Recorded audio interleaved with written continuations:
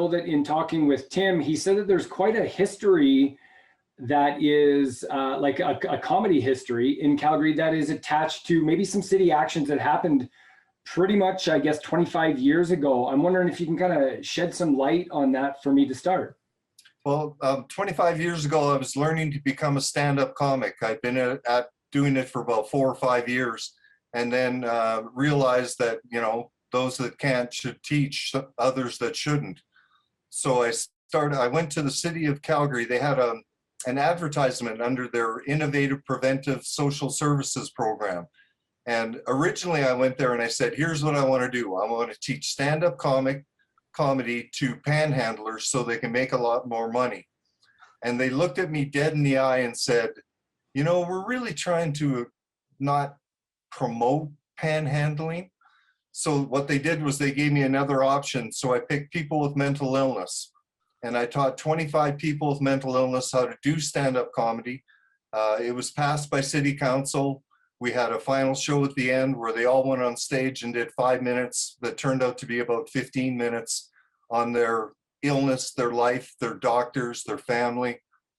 And then from there, it took off, and we probably ended up doing, I don't know, 35 classes for people with mental health issues, and then people with developmental disabilities, and then people with brain injuries, and then people with cancer.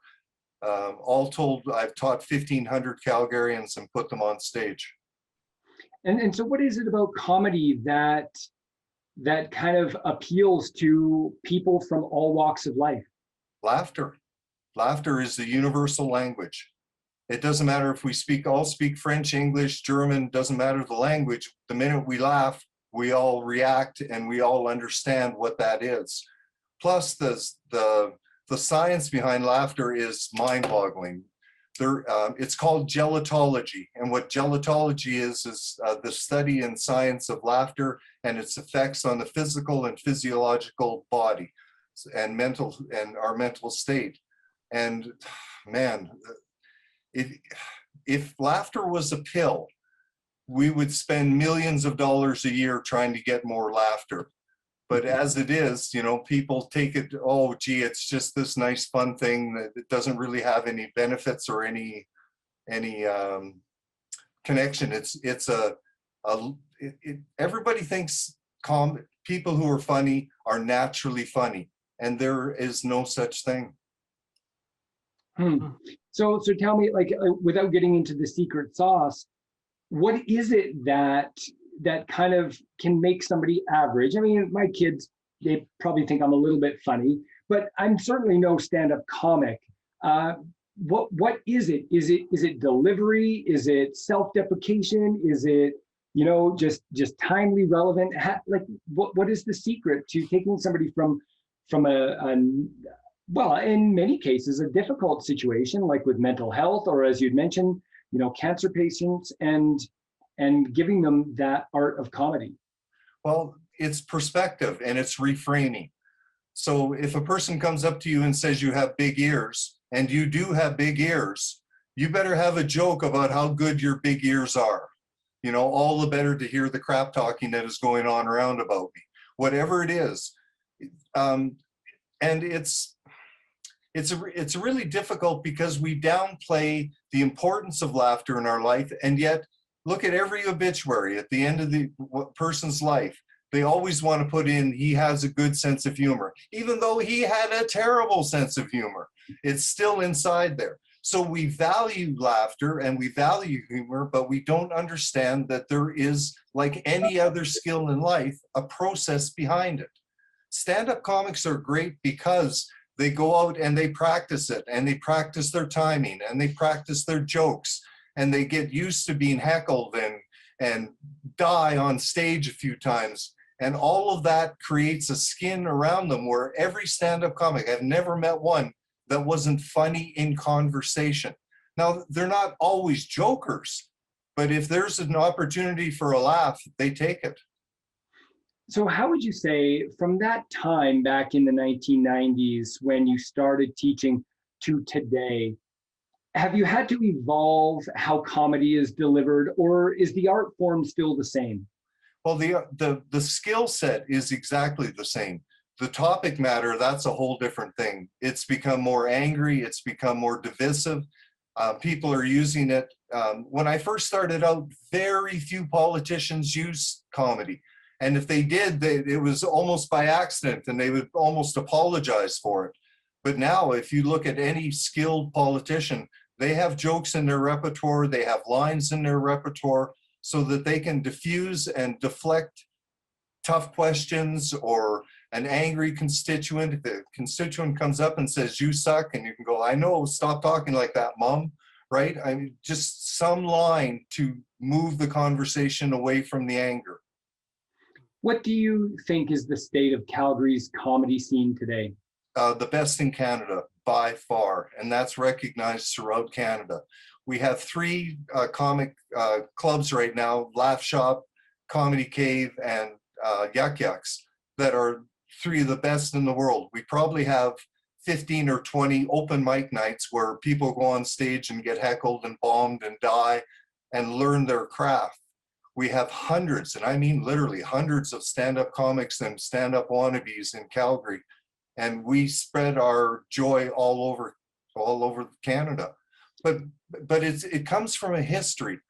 Have you ever heard of Bob Edwards and the Eye Opener?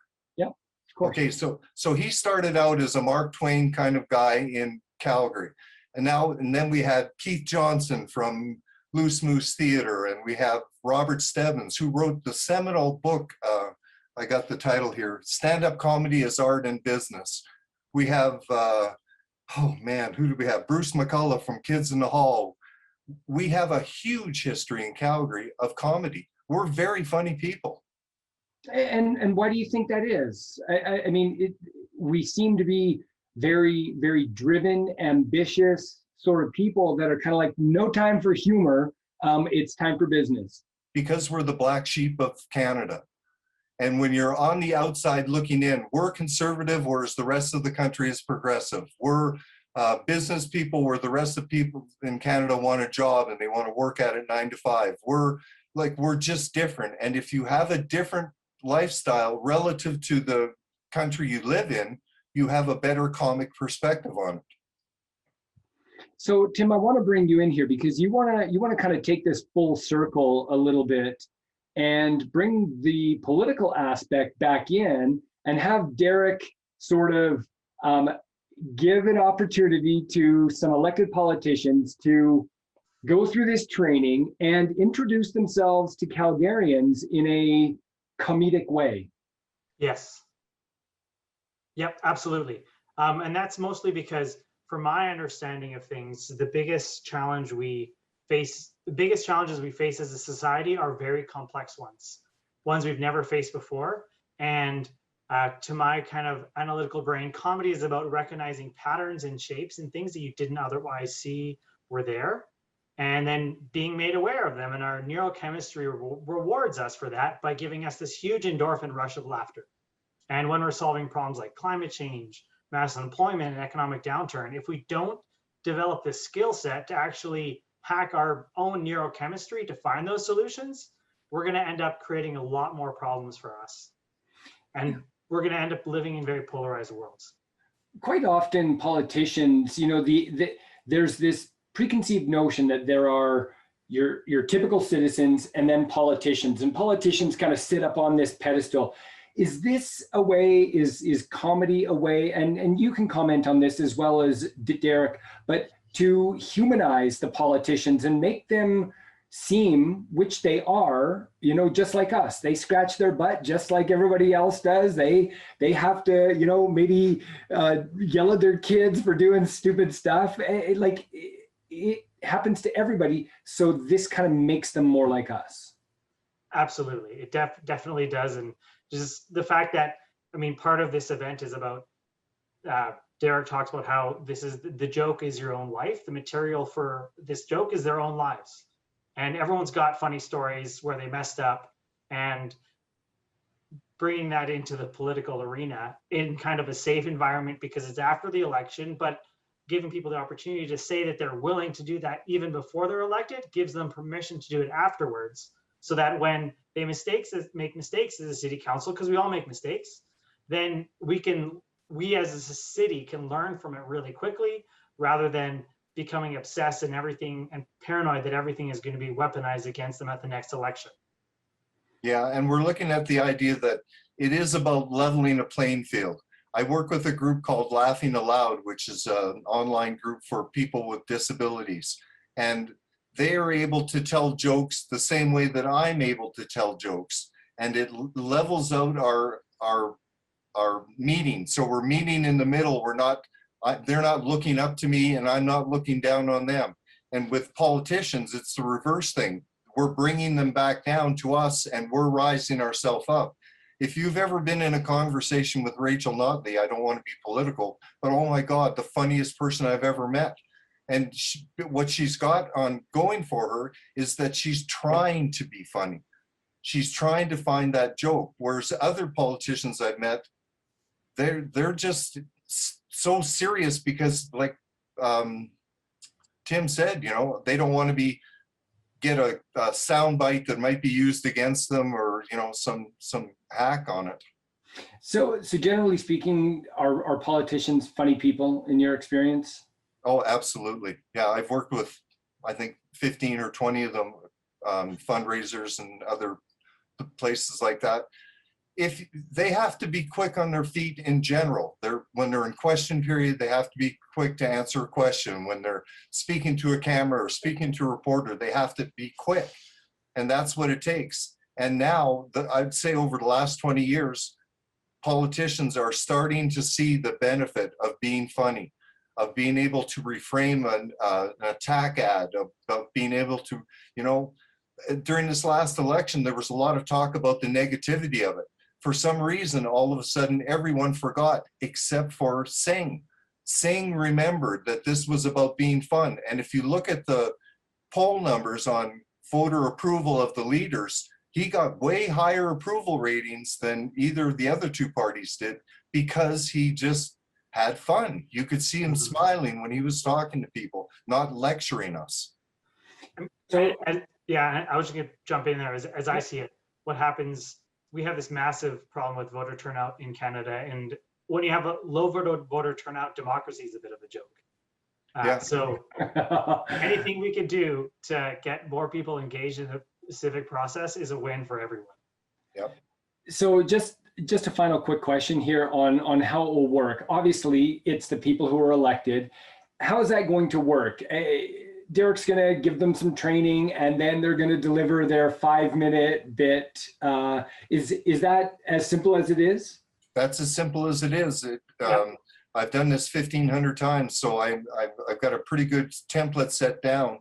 And then with their 5 minutes, we're looking at, because of COVID, it'll probably be on Zoom, they can reach a wide audience of people rather than 250 in a comedy club. They can reach the city of Calgary, technically, you know, online.